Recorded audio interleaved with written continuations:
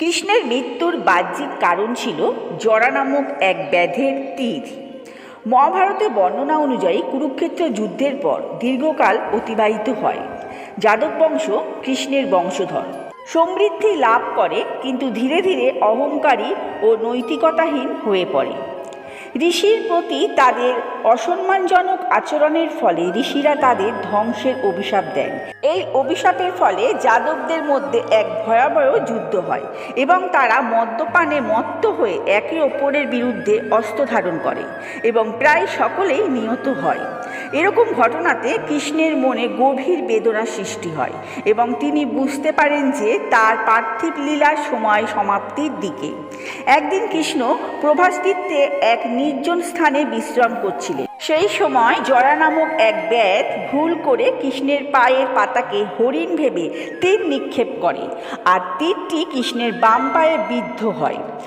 তবে এটি ছিল কৃষ্ণের ইচ্ছাকৃত প্রস্থান বা লীলা সমাপ্তির উপলক্ষ।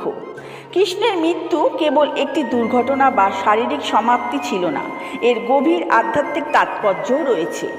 কৃষ্ণ ছিলেন স্বয়ং বিষ্ণুর অবতার, যিনি পৃথিবীতে ধর্ম স্থাপন করতে মানবজাতিকে মোক্ষ লাভের পথ দেখাতে এসেছিলেন।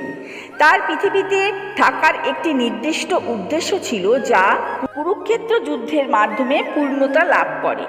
যাদব বংশের ধ্বংস এবং তার নিজের প্রস্থান উভয় ছিল সেই ঐশ্বরিক পরিকল্পনার অংশ। কৃষ্ণ জানতেন যে তার উদ্দেশ্য সফল হয়েছে এবং এবার তার পরধামে ফিরে যাওয়ার সময় হয়েছে। জরাব্যাধের তীর ছিল সেই ইচ্ছাকৃত প্রস্থানের একটি বাহ্যিক উপলক্ষ মাত্র। এমনকি স্বয়ং ভগবানও যখন মানবরূপে পৃথিবীতে আসেন, তখন তাকে পার্থিব নিয়মের অধীন হতে হয়।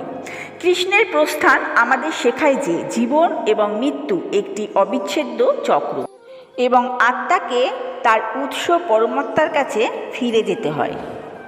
ভিডিওটি যদি ভালো লেগে থাকে তাহলে আপনারা সাবস্ক্রাইব করে দেবেন এবং বেল আইকনটা প্রেস করে দেবেন, যাতে এরকম ধরনের কৃষ্ণের ভিডিও পেতে আপনাদের কোনো অসুবিধা না হয়, সরাসরি যেন আপনাদের কাছে পৌঁছে যায়। আর লাইক কমেন্টটাও করে দেবেন।